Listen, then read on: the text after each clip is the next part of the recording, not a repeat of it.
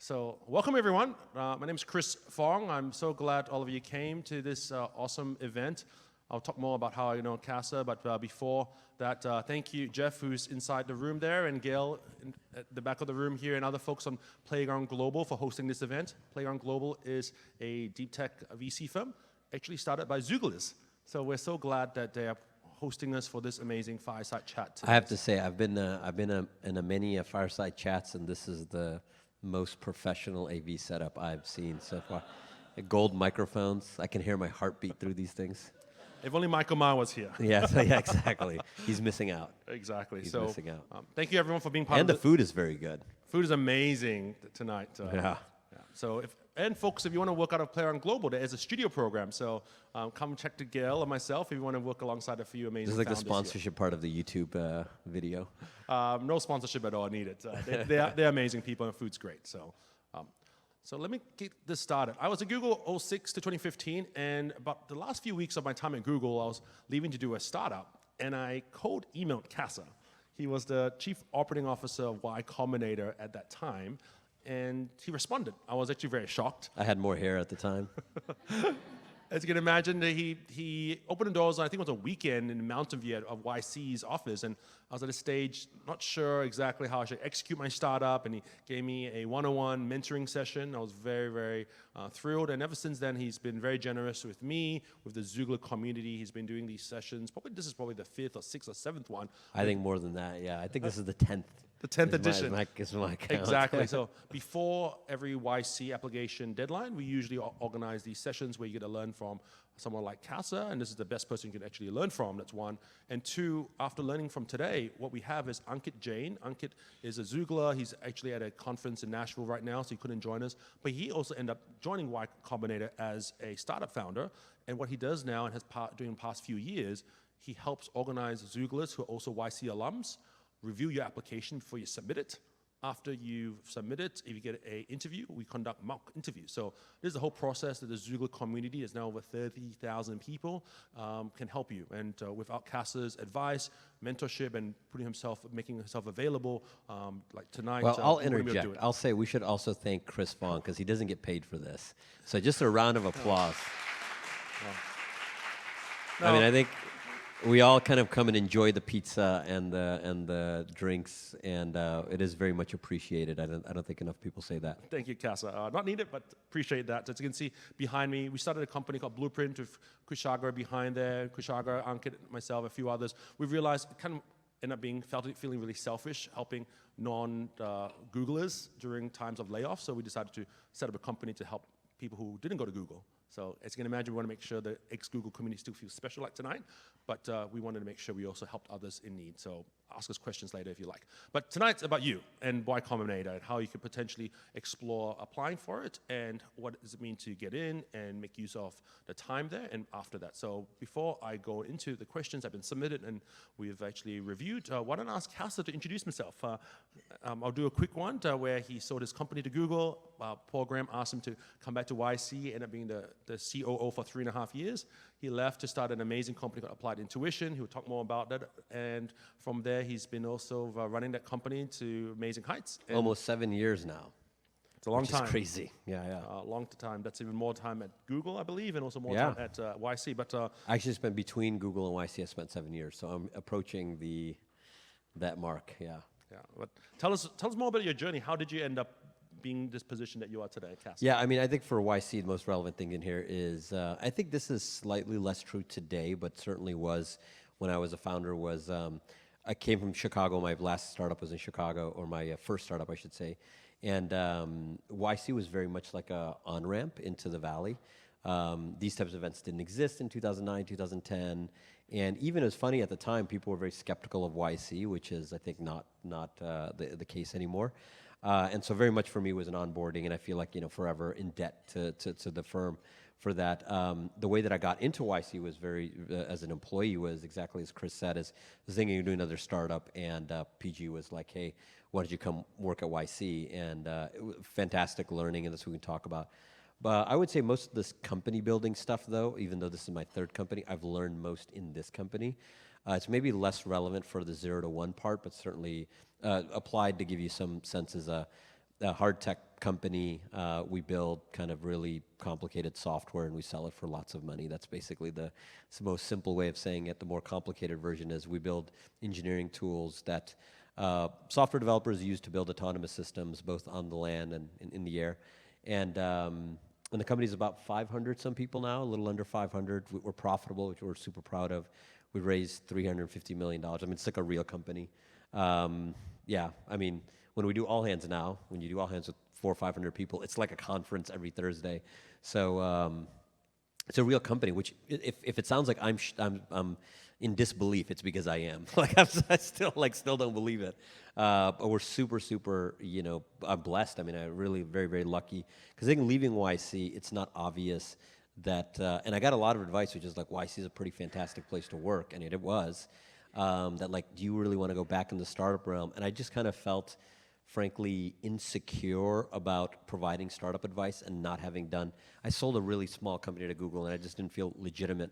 And now I'm much more confident in my views of like how to build a large revenue generating and profit generating company. So that's probably less relevant for today in terms of the growth stuff. But if you're ever curious about the thing, or you work at a growth company and you want to talk, or you want to talk with the founders, I enjoy those things. One of the reasons I'm not on social media and I don't blog or anything is I tend to do events like this, basically with Xooglers and YC and some in the autonomy space. That's kind of the communities that I'm active in. Thank you. We're glad you're doing this with us today. But before we go into the application process and everything, I think a lot of people in the audience would want to know how you came up with the idea for Applied Intuition and how should they come up with their own ideas. Could you share more about that? Yeah. So the thing with everything that I'm going to say today, and I think where when you read online, is fundamentally there's like an infinite number of paths to success.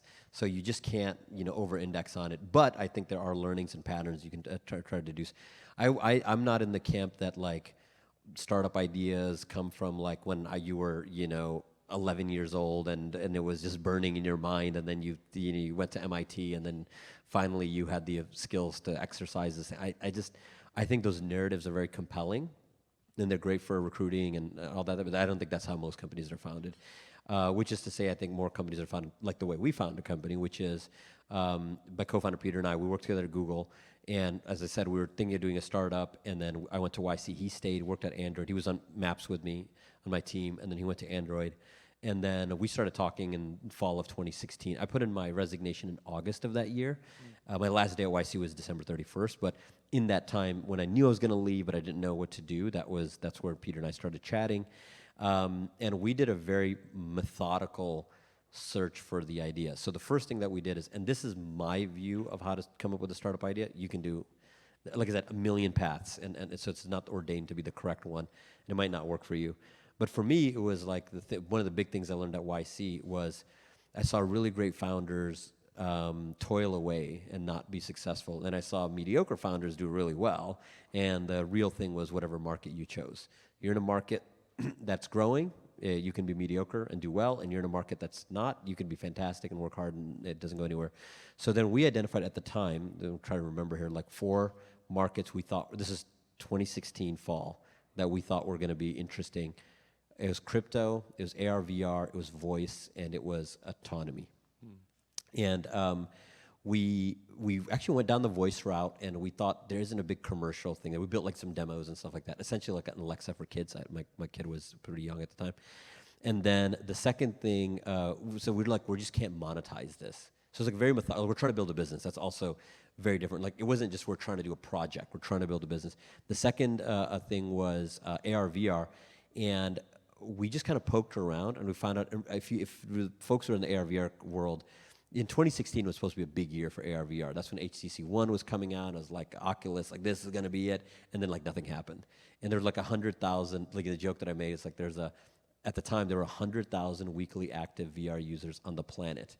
And I used to say, there are more than 100,000 blonde Indians.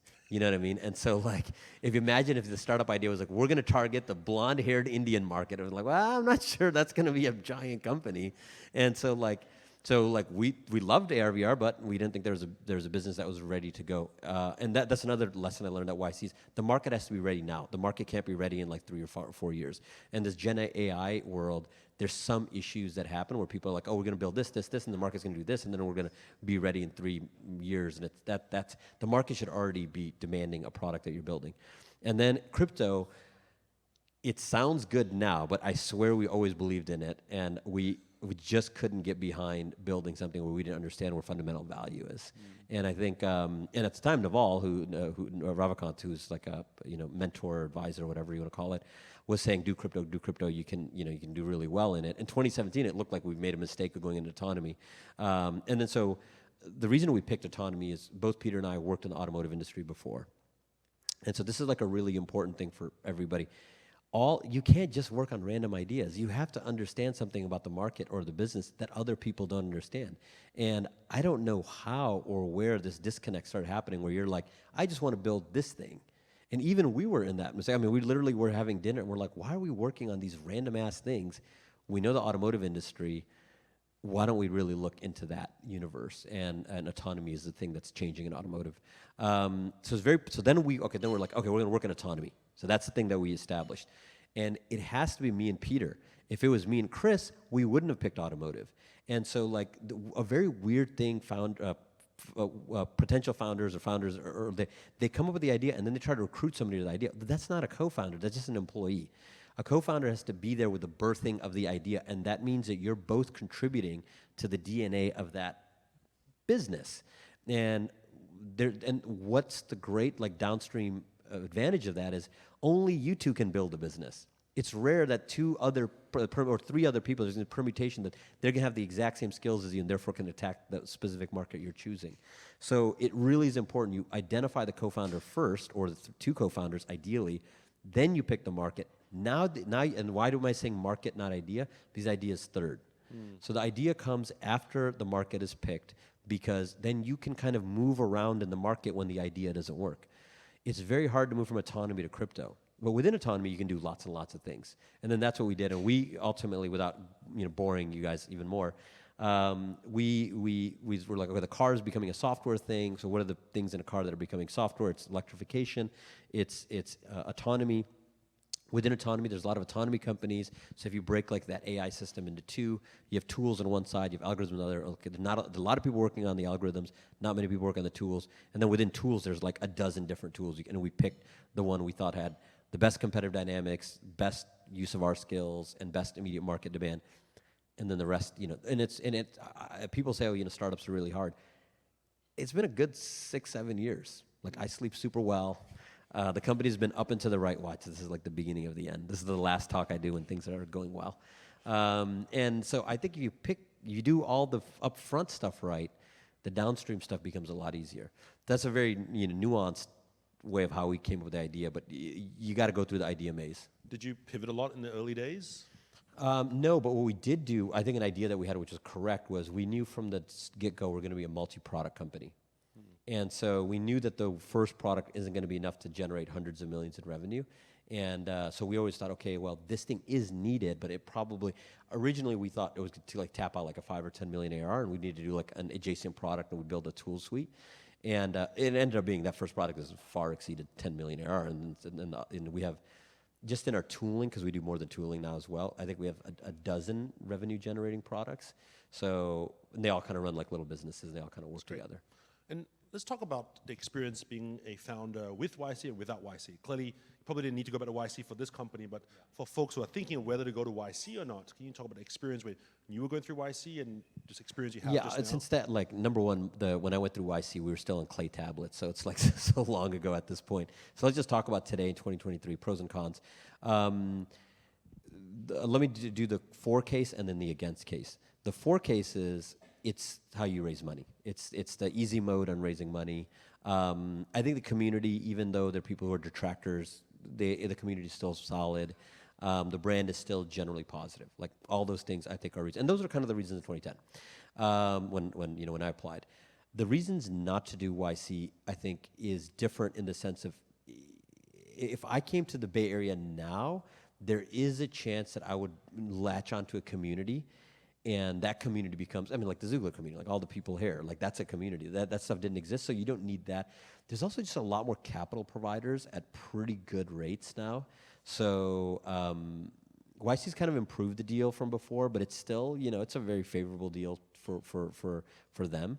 And so that would be maybe not the reason. I mean, you can literally raise, maybe $3, $5, $7, $10 million for that same amount of equity. And now, if you can't, then YC is great. And I think vast majority of people can't. And that's why for vast majority of people, YC is good. But I think like second, third time founders, the formula becomes a bit more difficult. And you can see like YC alums break like both ways. Some do YC again and some don't. And probably, my guess is like a 50-50 ratio, but maybe I'm wrong. Is it ever too early to apply for YC with the startup stage? Is it ever too late to apply to YC if you're making a lot of revenue already? No, I don't think so. I mean, YC's in the business of funding people with just an idea. So I think some things have changed in the 7 years I've been at YC, but that hasn't changed. It's funny because back in the early days, the question always used to be like, am I too late for YC? And then it's turned into like, am I too early to YC? And you can just see the brand has just kind of grown to the point where, as the brand has gotten better, people become more insecure of just applying with nothing. But YC is in the business of funding people who just have an idea. Okay. So for people who are joining via live stream, should they be applying for YC even more so than people who are in a room in the Bay Area? Like, is there an advantage? I mean, certainly if you're living in the Bay Area, you already have some sort of network. Yes and no. I mean, YC, I think certainly the mix of domestic companies versus international companies has definitely shifted. I mean, in 2010, I think our batch maybe had 0 international companies, and I bet you in the last demo day it was probably like 40% or something. So there's been definitely a huge shift. There's a very simple reason. International companies get really good valuation arbitrage. Like you're raising money in Europe a seed round might be 3 or 4 million pre. You come out of YC, you can get 10, period, and easily. Some companies can get 20. So I think those are just the pragmatic, hard reasons to do it. What about the types of companies? We are developer tools, a SaaS company. I've heard maybe those are the types of companies you apply to YC for, so you can actually sell to the YC batch and perhaps sell the alumni. Yeah, that's a more recent kind of, when I say recent, I mean like 2015 and afterwards. That wasn't the case in the first 10 years of the company, that's YC. Yes, but also YC funds everything. YC funded Cruise, YC funds everything. So it's a true general VC. Like they'll invest in basically everything under the sun. Okay. Let's go more about the idea people should think about working on. A lot of people here in the audience are really early stage. Is there a good way to find what's the right idea to work on? You mentioned the process you went through, but how should someone follow a process? And if they don't have an idea yet, they want to really devote their time to it. So as I went through the kind of that point, I would say the way to know if you're, like when to give up is also like a really important question. And like, let's say you co-founders, you apply to YC, you get rejected. I want to do a quick tangent. I bet you if I asked how many people want to be founders in the room and how many people are single founders in the room, it would be like the same. Like Paul Graham has this great essay called 18 Mistakes That Kill Startups. Number 1 is single founders. Single founder companies have a very, very difficult time succeeding. Now, solo founders, not they're single. Oh yeah, not really, not relationship, no. I don't know what the math. Yeah. I think solo founders. Sorry, that's what I meant. The Elad Gil recently, as in like in the last 2 weeks, not even 2 weeks, last 1 week, he debated me and he said he believes solo founders can do really well, and his examples were roughly Jeff Bezos and Elon Musk. But outliers. But I like, and everyone's trying to be an outlier, right? You be a successful founder to be an outlier. I just think the breadth of skills that you need. I'm very much in the old school YC school of business, which is the PG. Let's say, the school of thought. Tree, yeah. Yeah, exactly. The religious school of Paul Graham, and that view is there's too many things to do, and I literally can't think of, other than the like in my own cohort of like high growth companies in the Bay Area that started like 5 to 10 years ago, very few are single founders. Like I really have to sit down and have to think if I can identify one. Is that random? That's not random. That's just not random.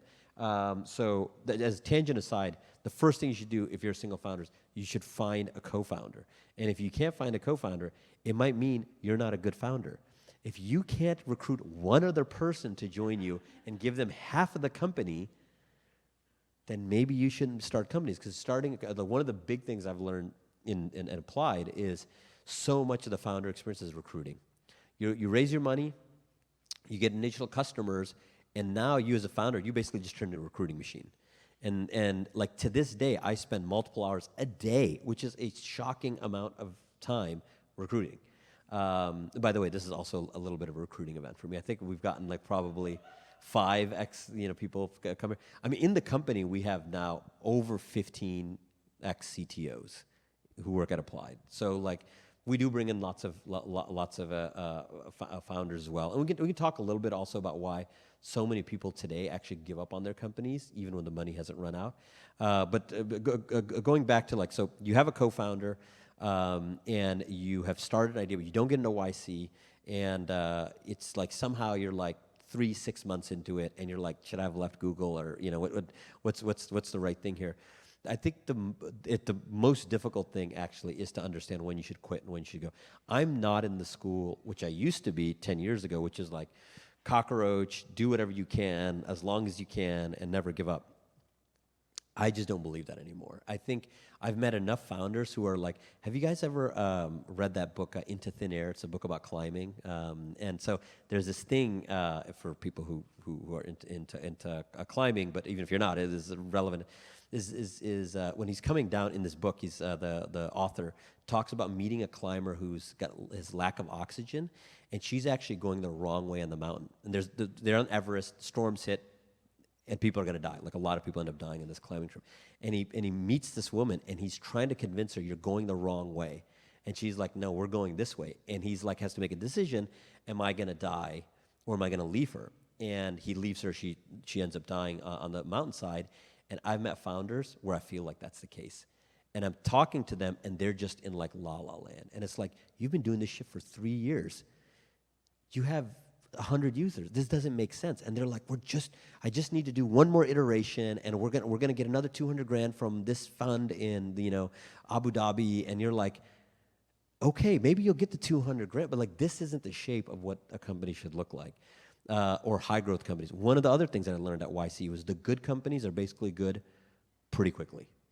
And so this we're going to be in the woods and trying to find product market fit generally doesn't happen. And it's a very, very tough thing to say, because I know there's at least one person in the room who's going to be working on their idea for over a year, and it's like, wait, am I in that situation?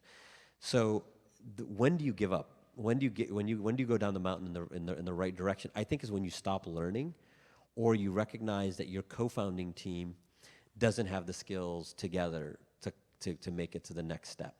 And evidence of the not having skills is not being able to recruit people, not being able to raise money, not being able to build product, not being able to get customers if you have a built product. Like those things roughly create a scenario where you have to kind of restart. And so now let's talk about why there's so many founders who quit doing what they're doing even after they raise money. Today, raising money is easier than ever. Like it might today. Not, even 2023 in market poll, it's easier than ever. In 2010, raising $500,000, you had to bleed for that $500,000. I mean, you're spending a year and you're cobbling together $20,000 at a time, and so you're not going to give up. You pay yourself minimum wage. You live it, and so the cockroach stuff actually worked out a lot. Today, there's so much capital in the ecosystem. There's so many companies being started that when a market actually exists, this is very abstract, but when an opening exists in the market, startups come and kind of quickly try to claim that land, and it's very, very competitive, and they're kind of beating each other and maybe beat out the margins out of that business, out of that sub-market. And so if you're not getting momentum pretty fast, even if you have $4 million raised, you're just kind of like, you have more oxygen than you need to go. The extra oxygen tanks don't help. And so you see founders actually bounce out because it was easy to raise money, so it's just as easy to leave. And today, I think more than ever, starting a company is like an acceptable thing. Nobody, almost anywhere on the planet scratches their head and say, why would you do a startup? That wasn't always the case. So that means there's a lot more noise in the ecosystem. There's a lot more people who are starting companies that actually don't know why they're starting it or what they're doing, or kind of get lost in the maze. So I want to go back to what we mentioned about being a solo co-founder versus trying to recruit someone. YC, it's a lot of people have read, they prefer someone who's not a solo founder.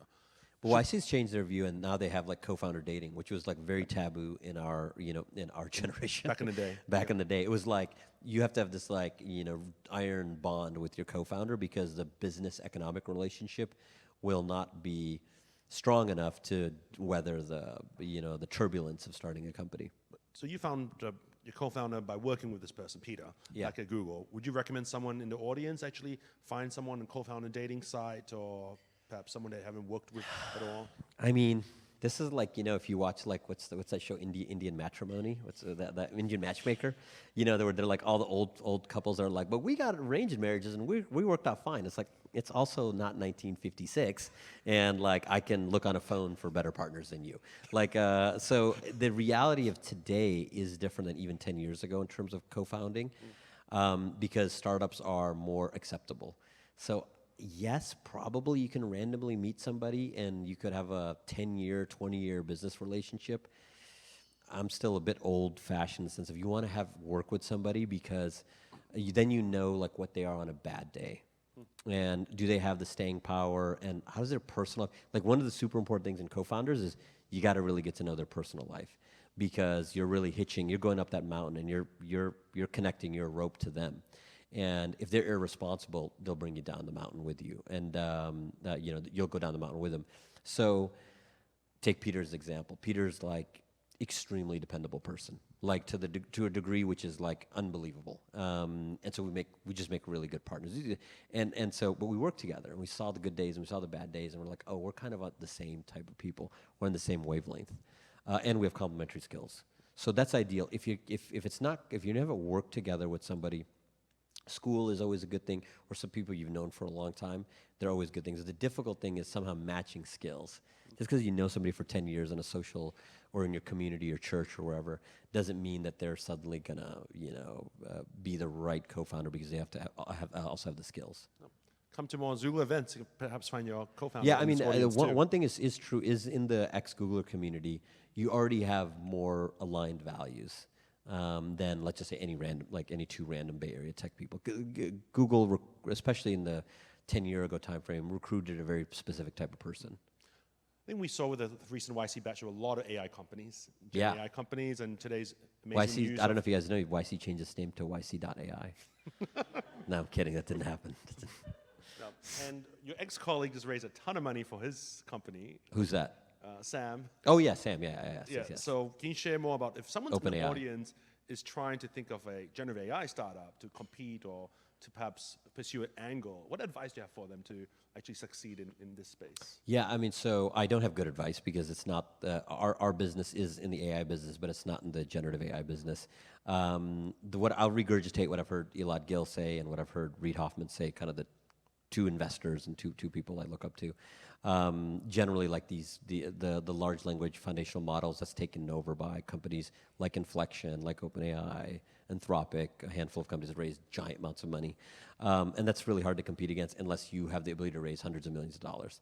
And then, so like at least I see just through random, through YC Demo Day and through folks who are sending me companies just as friends and stuff, is like, co-pilots for specific jobs, for accounting or for whatever the domain might be. I think that's interesting. I think, you're going to have, I think, in the generative AI space is similar a little bit to the autonomy space, where autonomy 2015, 2016 had a big group of companies emerge, and very few of them still exist. I think we're one of the absolute, like, rounding to zero companies that actually figured out a business that works. And I think generative AI is going to be similar in the sense of lots of things will get funded, but like actual businesses, I don't know how many of those will make it. And if you were an investor, how would you even look to which companies to potentially even bet today versus are they going to be around in 2 years' I mean, time? the very crude way that is, have the people worked in this space before? This is not their first. If you're a founder and this is going to be the first thing you're ever going to do is in the AI space and generative AI space, you're going to get met with a lot of skepticism. There's a lot of YC companies in the current that I just went through the current batch. A lot, as in like I can think of 3 or 4 that emailed me for investor intros. I forwarded to investors. And all the investors are like, "This looks like another company in the current batch," and they're just refusing to take the intro. There's a weird dynamic that happens, and this is kind of a YC problem, but it's also just early stage problem, which is if you're raising at 20 pre, you know what Series A prices are when you're doing 2 or 3 million ARR? They're like 28 pre. So like as an investor, you're just like, well, I can pay 20 pre for something that's an idea, or just literally wait 2 years, and at 2 or 3 million in ARR, I'll pay 30. Yep. Like I'll just wait. Yep. And that kind of thing is happening a lot, which is investors are like, they're not going to say prices are too rich because they don't want either the founders or YC or somebody else to think we're sitting out because the prices are, because that's really bad. Like I'm positive those investors get dinged if they say I'm price sensitive. So they'll never say I'm price sensitive. They're just like, oh, it's not for me. And then it's like, oh, they haven't invested in like 3 batches.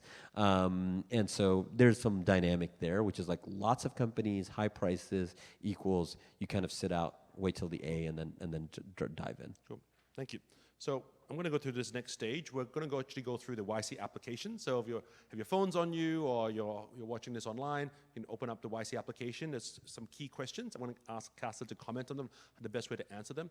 For those who also have questions, we're going to open up the mics about 10, 15 minutes time. If you're joining us online, put it in the Zoom chat, and Ajay will also ask the questions on your behalf. So get your questions ready. So in terms of the application, I'll go through a couple of questions here. That are an application for YC. Describe what your company does in 50 characters or less. What should someone convey? Biggest mistake, again, I'm like an old man. This is some of this, my information is dated, but just reading applications on the other side, I read thousands, is surprisingly a large number of people, say 50%, would not be able to answer that in a way that was comprehensible. And it would like the 50 words would be like a platform to connect people to things they love. It's like, never use platform. Yeah, or like, what does that even mean? Like, that's not, like, the more specific you can be, like, it is a mobile app that consumers use to connect to businesses. That's way more direct. And that's TalkBin, the company you had. Yeah, exactly. This is literally my second company. So I think that's where the mistake is. Because the impetus, by the way, from founders is, I don't want to get pigeonholed in this, like, really, really small thing. So I'm going to use, like, and it's very like slow, like incrementally, just slightly bigger words. And it's kind of like somebody who's like does, some sort of plastic surgery. They start with something small, and before you know it, they look like somebody has had plastic surgery. So don't be that weird application. Right. Yeah. Next question, the video. How important is the video? Super important. What should be people say in the video? How should they act? Should Yeah. they do it remotely? Should they be next to each other? I mean, in the ideal version, they're next to each other because you see the dynamic and there's no latency issues and all of that stuff. Really, what the partners are looking for on the video side is, do you get along? Do you have some connection to the person next to you? That is all what the video is. You can watch some of the videos on mute, and you can just see that these people, do they like each other? Do they have some sort of, what's the word? Like they have some rhythm with each other. And then you also learn these very little things of like, how rehearsed are they? Are they authentic? Little things like that. And it's actually okay to be nervous and rehearsed, but you just somehow can't hide authenticity, and you just get a lot more signal. The way that I read applications was I would open the application, I just hit video, I played the video immediately. And it said like shortcuts, like using like Vimeo or something, and it was like, oh, the app opens, I'm hitting play, the video's playing, and I'm listening to that in the background, and I'm starting to scroll. And what I would do in that situation typically is, this is what I would do. Every partner is different. I would just go to the LinkedIns of the people and just kind of get a sense of like their age, their technical experience, all that stuff. So you play the video, you're looking at their backgrounds, maybe you scroll to 50 words. The 50 words are seemingly like a fashion website, then I need to see people who understand that market. If it's like a hard tech thing, I need to see that. And the more difficult the technical problem, the more immediately I'm going to look like, can these people even build this thing? And it's like, once they can build this thing, now I go to the next section, which is like, why are they the right people to build it? Yeah. So authenticity, be able to show that you can perceive these people being a CEO and co-founder of such a company. Exactly. Yeah. I mean, it's like I was talking to you about Checker earlier. I remember very clearly when I read the Checker application, and it was like not 2 minutes in. It's like, no, this is an easy interview. In the interview, I remember when they left the room, we didn't even discuss it. We're like, easy fund. And when they came out, I personally invested, and it was like, this was my first investment. It was like an easy yes. It's like they just all the things were right. Everything made sense. Yeah. Since you mentioned the interview, let's talk about that a little bit. How should someone prepare for it? There's tons of content online. Yep. The biggest issue with reading YC content online is a lot of it is made, because there's so many founders out there that are YC alums now. I mean, there's 3,000 founders or something like that. So even if like 10% have created content about going through the interview process or going through the application process, there's a lot of it's wrong. A lot of it's just not very accurate. It's just like 5 degrees off. And so I'll give you my version of what it is, and it could also be wrong. So take that with what you will. The interview, the thing that we're looking for, typically the partners have read the application in advance, but not always. And so right when you're walking in, there's a quick skim of like, what is the thing I'm most skeptical about? Before those butts hit the seat, it's like, that's the area we're going to poke into. Like, this market seems very small. You don't seem like the people who did. You guys only met each other 3 months ago. Like, you just poke those things, and you see how they react. In our YC interview, like 3 minutes into the interview, I remember like extremely clear. And this is when PG and Jessica and stuff would do the interview. There were no multiple rooms. There was literally just a core YC group. And I remember 3-4 minutes in, PG was like, I don't get what you guys are doing. Like, describe what you're doing. And I remember at that time, I went to business school at Harvard, and I remember my interview at Harvard had a very similar situation where I was like, it was a half an hour. I was living in Japan at the time. It was a half-hour phone call, and this is like extremely nervous, Friday night phone call. And I remember 10 minutes into that call being like, this is not going well, and I need to like change this to this person. The same thing happened in the YC interview. I think what partners are looking for on the other side, consciously or subconsciously, is if I squeeze this person, will they react in the right way? And I remember PG once used this example of like, you want to fund founders where if you push them against the wall, they don't start crying. Their natural reaction is to punch you back. And because that's just a temperament that's required to build a company. And as Chris knows, this is about as calm as I typically am. I'm usually extremely aggressive. And no coffee today, that's why. Yeah, I do. I drink 1 coffee a day. I didn't drink it, but I got the Coca-Cola. And so the point I'm making is like, you're kind of looking for a little bit of a killer in that interview. And it doesn't have to be obnoxious. You're not looking for obnoxious people, but you're looking for people who are very determined as kind of probably the most important trait. Yeah. But those things you can't read in an application. Yep. Presence. Next question. How far along are you? So why is he trying to admit earlier startups, later stage startups? No, they're just trying to figure out how far along are you. Yeah, so they can like this is one thing is true, is if you're applying multiple times, YC wants to see how much progress you've made since the last application. What are the best metrics to have? It just depends on the company, but the hierarchy of metrics is pretty straightforward. Profitability is the best. Then below profitability is revenue. Below revenue, it's repeated usage. Repeated users is first-time users, and below that, it's just a good product. And below that is a demo, and below that is a good idea. So you want to go as far up that stack as you can. You can walk in that room and say, we're a profitable company. Everyone's listening. A couple more questions before I go to the mic. So start lining up to the mic over there, please. I'll start typing your questions into Zoom. Why did you pick this idea to work on? Do you have domain expertise? How do you know people need what you're making? What I review. Yeah, your answer should be yes. Whatever it is, you have to understand something about the business, about the markets that other people don't understand. That's a classic Peter Thiel question. Yeah. Have you taken any investment yet? Should people raise money as they are applying for YC? I don't think it impacts. Again, there's more money being raised today than when I was there. But I don't think, YC it's a negative or positive indicator. You can make arguments both ways. So what else should founders know about the application process? I mean, I think you can game it. I mean, the story that I give is when I was at business school, I was applying for management consulting firms, and I told somebody who was at Bain London, one of my classmates, he actually started Drone Racing League, the DRL, Nick Horbaczewski. And so I said to Nick, well, I just kind of faked my way through the Bain interview. And he's like, well, if you can fake it, you can be a real consultant. So it's kind of like that with YC. Like if you can get through the interview, you're good enough to be a founder. So get to know the application process really well. It's like any competitive system from Harvard to Google. You just, you work hard at it, you figure out the application process, and you present the thing that they're looking for. Great. Let's go to audience questions. Daily active users as a proxy for... No, I don't think there's any bias towards it, but this is even all the way back to, I remember, maybe it was like Semel Shah or somebody wrote a post in 2015, and it was entitled, "Why Are There So Few Consumer Startups?" There used to be like a consumer boom when 2000 and let's say 10 to 2012 or 13, when the iPhone really came out, iOS and Android were really starting to make it in the market, and then like that's when Instagram and Uber and WhatsApp and all these consumer applications started. I don't think there's a bias against it. I just don't think many people apply with consumer ideas. Like I think that really is the case. One thing is true is consumer companies tend to be bigger. Oh, there's an echo now. Consumer companies tend to be bigger, but enterprise companies tend to have like a higher hit rate because you're getting a very clear signal from the market if you're building what you're building is right. Okay, we got a bunch of people lined up.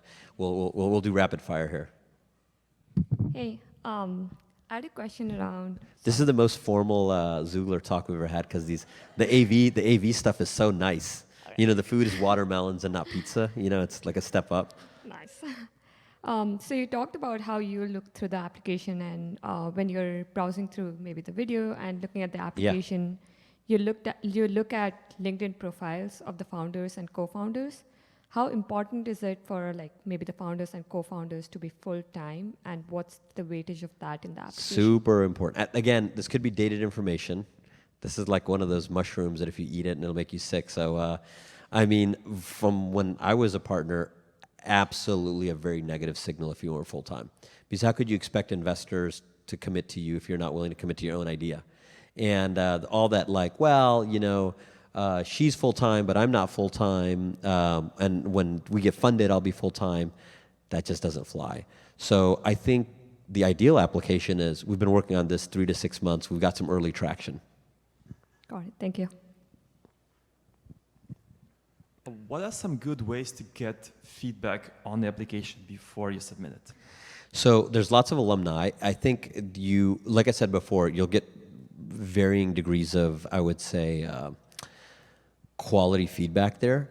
You can find partners around. YC does lots of talks, and you just want to build a relationship with a partner and ask them to look at your application. I think that's like the most straightforward way. They'll give you feedback. Sometimes some of the partners, especially like the OG partners who've looked at so many applications, they're like, this is why we have an application process, just submit it and I'll give you feedback that way.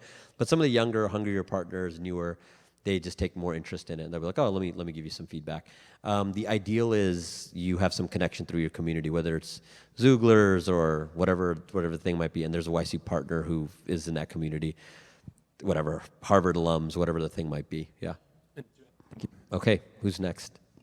I have a question about founding, about technical co-founder. Yes. So we are a mental health well-being, employee well-being company. We have my background is in psychology, trained more than 10 years of experience. My co-founder is a designer from Google. We have full-time founding engineer. We don't have a technical co-founder because technical co-founder is kind of like a marriage, right? You have to really commit to that person. We have not found our soulmate yet. Yeah. And we have revenue, we have our customers, so we already have the product out there with our founding engineering team. So is that a problem that we haven't found our soulmate? I wouldn't force it. I remember when Product Hunt, do you guys know this company, Product Hunt? Ryan Hoover interviewed, and I remember the note that I wrote in his application was single non-technical founder, ? We funded him, and Product Hunt was both impactful and not. Impactful in the sense of it's like a company that everybody knows, but it didn't become like a giant company.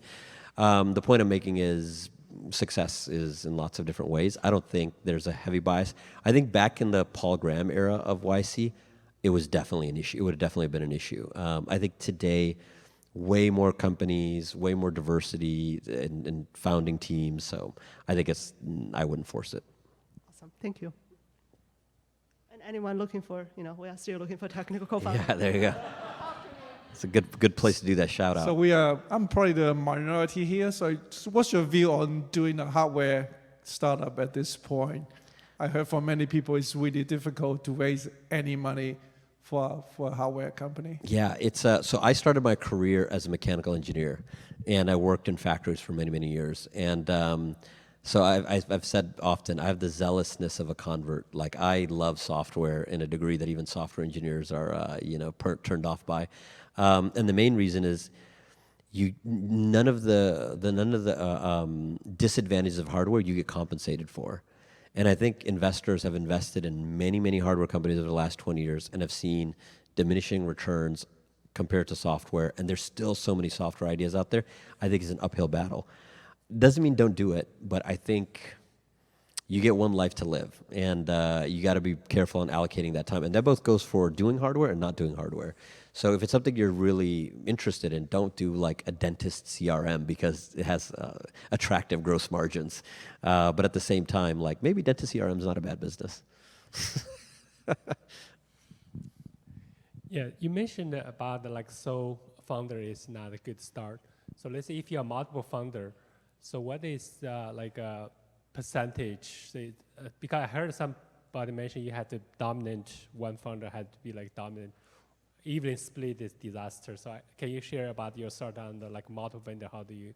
I don't quite understand. Your question is like, what is the likelihood that you'll be successful or unsuccessful? I didn't quite get it. Yeah, what is like the maybe preferred way to split the shares? Oh, the shares. around Oh, the sorry. Yeah. 50-50.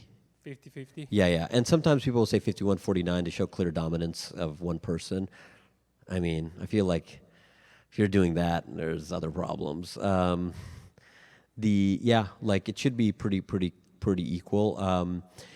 I've seen logical reasons to do uneven equity, but like 90-10 is not a co-founding relationship. That's an employee. So somewhere between 50-50 and 90-10 is probably the right answer. But generally speaking, you have to have a pretty good reason why it's not 50-50. And if you feel uncomfortable giving somebody else 50%, that means you're not impressed enough by them to give you half the company. If the person is so impressed on the other side, you're like, I'm happy I'm getting 50%, this is an amazing deal, then you know that might be a good co-founder. And I feel that way with like my co-founder, Peter. Yeah. Thank you. Sure. So a question from Zoom is, YC recommends that co-founders should work at least a couple of months together before applying. So would you recommend people to apply even if they haven't reached that period of partnership? Yes, but I think it's like everything. It's like the hardware question. The exception, the German proverb, the exception proves the rule, which is like the successful companies tend not to be like that. So yes, you can apply at any point, even if you're still working your old jobs, but I don't think you should expect that you're going to have as high success rate. All right, we'll move the microphone and the stand. I still have the mic over here. We'll do one more question. So Sure. What is the common or recommended share split between co-founders? Is it generally 50-50 or? Yeah, we just answered that. I would say roughly 50-50. Yeah. So I won't rehash that. I think that was. Have you guys heard that Facebook story that happened with a delayed Q&A question? So this is a really funny story. So this is like 9 months ago or something. Mark Zuckerberg was doing like an all hands globally. I don't know if there's any Facebook alums here who can verify the story. But he's doing an all hands and he's saying something like, it's going to be a tough, next few years. We got to hunker down and like all this crazy stuff about like, long vacations and all this stuff. And so he's really on this rant and he's like, really looking into the camera and it's very ominous. And then he goes, okay, we're going to go to questions. And then the audio-visual team had already queued up this question. And it was like, hi, this is Gary. I'm in sales from Chicago. And I was wondering, could we get more vacation? And my friends who are on Facebook said, Zuckerberg just looked at the camera with like a disgust and unbelief. He's like, I just covered this. No.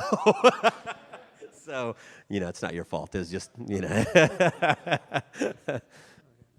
Yeah, thanks for sharing. And I'm Ray, and I'm currently building an AI platform for recruiters to finding candidates.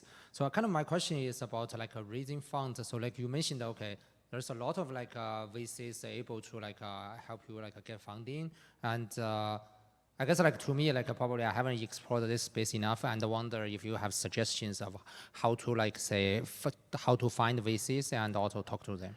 Yeah, I mean, beyond YC, how to find VCs? Yeah.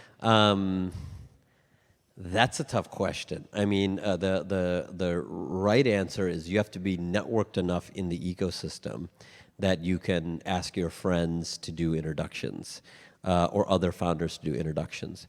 If you don't have any access to any investors, that's probably a sign that you shouldn't immediately start a company.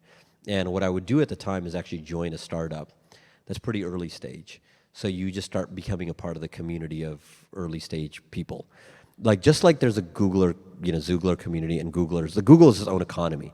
There's also like an economy of early stage folks who all kind of hang out. They all kind of know each of the investors.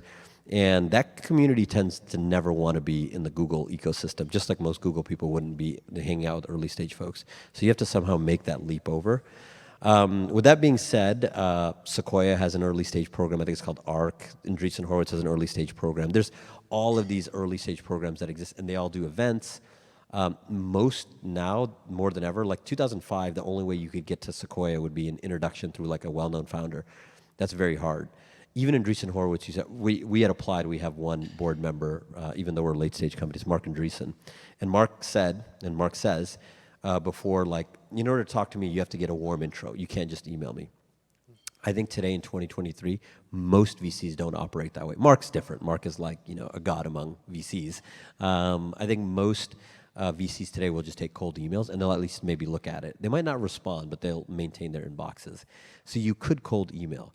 But I think about like my last co-founder, Michael Miles, an investor, and he said, in years and years of investing, I never got a cold email that was worth replying to. So there's something about like, if you can't get a warm intro, maybe you're not in the ecosystem well enough, and the ecosystem hasn't given you feedback that the idea is good or bad, or a co-founder's good or bad, or all of that stuff, or if you're the right person to do this company. So yeah, that's not a satisfying answer, but that is the truth. Okay, thanks. Let's take a question from Zoom. This is about revenue. Yeah. A couple of founders are asking. They don't My have favorite word. They don't have that much revenue, so maybe not that favorite. Yeah. What should they do? What should they position themselves if their revenue is low or they have zero revenue? Yeah, simple. Like get revenue. Like what's there's a Confucian saying which is like how does a gorilla learn how to fly? By not being a gorilla. And so with this thing is like a lot of times founders look at like how can they pitch themselves better. The easiest way to pitch yourself better is have a good company. Like it really is. So all of your focus should be like maybe not on the application and maybe on making the company better. And so with that snarky advice to the side, it's not only about revenue. There are, as I said in kind of the hierarchy of metrics, profitability, revenue, recurring users, users that are engaged, a good product, a good demo, and an idea. Just try to get up that stack further and further. So if you just have an idea, get a demo. If you have a demo, make it a good product, usable product. If you have a product, get users. If you have users, make sure they're coming back. If they're coming back, get them to pay you. If they're paying you, make sure you're spending less than they pay you. And that's basically the formula of business. So let's ask one more question from the audience on Zoom before going back to in the room. Someone's asking about what they should put in a founder profile. Should they say they won a Nobel Peace Prize? What should they say they accomplished? If you win a Nobel Peace Prize, qy.co/angel. I do angel invest once in a while. That's like, that's kind of ridiculously positive, especially if it's like for some technical work you did and now you're trying to commercialize it. What do you put in there? I think you put in there things that are difficult to do. I think that's my kind of knee-jerk reaction. Because there's kind of some thinking that like if you can do one difficult thing, like let's say if you're like I had a friend, she was a ballerina at, she went to Juilliard, she's a ballerina at the Kennedy Center in New York, if I recall correctly, and then went to Harvard Business School. Obvious, like she's already done a very hard thing, now she can, and then she like spent the rest of her career now in finance. So I think there's some version of copy paste there. The ideal thing to put is whatever's relevant to your startup. So for me, if I'm doing an autonomy company that's focused towards automotive companies, I went undergrad to the General Motors Institute. So that's something that I put front and center. I worked at General Motors. I worked at Bosch, both in the US and abroad. So then it's like, okay, this person really understands automotive. Okay. Yeah. Thank you. Yeah. Arno Gao. You mentioned that Y Combinator is kind of a suboptimal capital provider. That's a harsh way to put it, but yes. We've gotten some advice that in the initial amount of that the initial amount that you want to raise, a lot of it should come from angel investors, and it's like a decent idea to skip out on like accelerators or pre-seed funds. Can I get your opinion on? Yeah, I mean, if you can raise money, it's just cheaper to do it. You have to give up less equity for the same amount of dollars. It depends on who the angels are and how much experience you have as a founder. So I think each of those like variables impacts should you do, and all accelerators are not the same. YC is like the best by like some significant margin. A lot of accelerators are not. I mean, there's been a recent tiff with Neo, but like Neo is a pretty good accelerator, and or you know, at least in my opinion, Ali's not like a horrible person or whatever was said. But you know, it's one data point. I think YC is great. I think Neo's great. I think Iterative is great out in Southeast Asia. That's a fantastic firm. Floodgate on the seed side, First Round on the seed side. These are good firms. Yeah, cool. Money is green. By the way, this is the harshest thing I'll say. This is not about YC. It's about investors. Money is green. They're just like ATMs, and you don't get emotional about ATMs. You get there, you put in your card, you put in your PIN, you leave. That's it. And don't expect them to build your company. That's just the reality of the situation. Sorry to all my investors, including Mark Andreessen. I like that. Thank you. Is it a big red flag if co-founders are in a relationship? Not a red flag, but and this is not, you know, I would say from an investing perspective. This is more like founder to founder advice. I've seen YC companies when I was at YC where there were you know the co-founders were dating and then they broke up and then the two co-founders like literally disappeared and their employees reached out and they said the co-founders haven't been in the office for a month. One of them's in New York and the other one I think is backpacking. Like, what do we do? And it's like there was like an 11, 12 person company. It's like literally like abandoned children, and you know. The other thing that's kind of annoying, like now, as kind of like running or like a quote unquote real company with like, I find that to be an unacceptable behavior from the founders. Like that's like, you know, just like founders are celebrated when things go well to get these magazine covers and shit like this. When founders like drive their company into the ground, they should be tarred and feathered in like on Market Street, and everyone should yell shame. And then they like throw like dead fish at them, and you know those. The reality is when you're in relationships, you've just amped up the risk. Because if something happens in your relationship, there's no way it's like, we hate each other and then we're going to go to the office tomorrow and be completely normal. It's like, no way. Now, I mean, Peter and I have an extremely strong relationship. And I can tell you that our employees would absolutely notice if there was even a slight issue between us. And, you know, we're two married men, so we're not, you know, seeing each other. And I can't imagine what that would be if we were married. I think they're just amping it up. And now I'm sure, like, you're Googling, there's probably a BuzzFeed article on the top 10 companies built by, like, you know, people in relationships. I'm sure it exists. It's just a higher risk proposition. So we have about 1 minute left, but I want to get through these 3 questions. Maybe we can get all 3 of them at the same time, and then we can get them answered. Sure. And then we can sort of break out in sort of this room for another last 30 minutes. So why don't you ask your question and go to the next 2 as well. Okay, yeah, my question is, we both a lot of technical background, and then we are building tools for developers. Like, basically, we are our own users.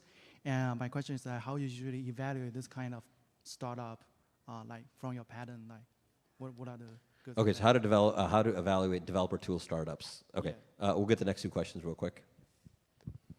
Hey, just want to get your thoughts on horizontal startups and how to find product market fit and how to get investor buy-in as well for a super horizontal product like, say, Notion in the productivity space that applies to a lot of different. Yeah, we're a horizontal company, so yeah, we can talk about that. So developers, I got to keep all these in my brain. So in the local cache here, developer tools, horizontal startups. What's the 3rd question?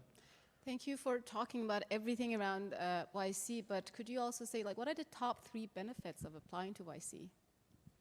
Just applying, just for applying, I'll just answer that question because it's a short answer.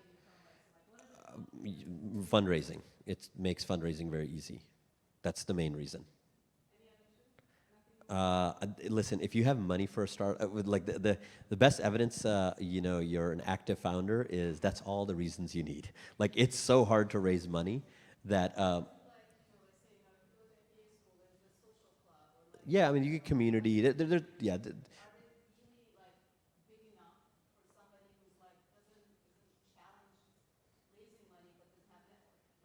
Yeah, I think you get advantages. Your own mileage will vary.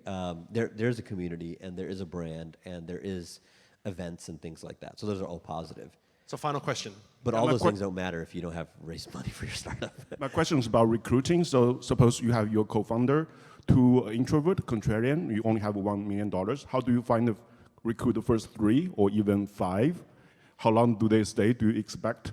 Thank you. Yeah, okay, so I'll answer that and we'll go backwards to the other questions. So you only have $1 million, how do you recruit Google engineers who require $1 million in compensation? You don't recruit those people. And they also don't really understand the value proposition you have. The same people, by the way, 7 years later, when your company is 500 people and profitable, they'll say like, oh, it was really hard to see why, early days, and you should have called me at that point. It's like, man, I would have called you at that point, but there's no way in hell you're going to leave your job to join a company where I'm going to pay you $75,000 a year and pay you rest in equity. That's what you roughly have to do. You have to pay them $75,000 a year, and you give them a chunk of equity. The way that you talk about equity at that phase of the company, which is really early, is what will this be worth at 10x? And a lot of people won't believe you. And that's fine, and those people shouldn't join the company. If you convince somebody who is a FANG alum to join an early stage and compensation is brought up more than a couple times, you shouldn't recruit them. Literally, they'll continue bringing it up all the way, every quarter, all the way until they quit.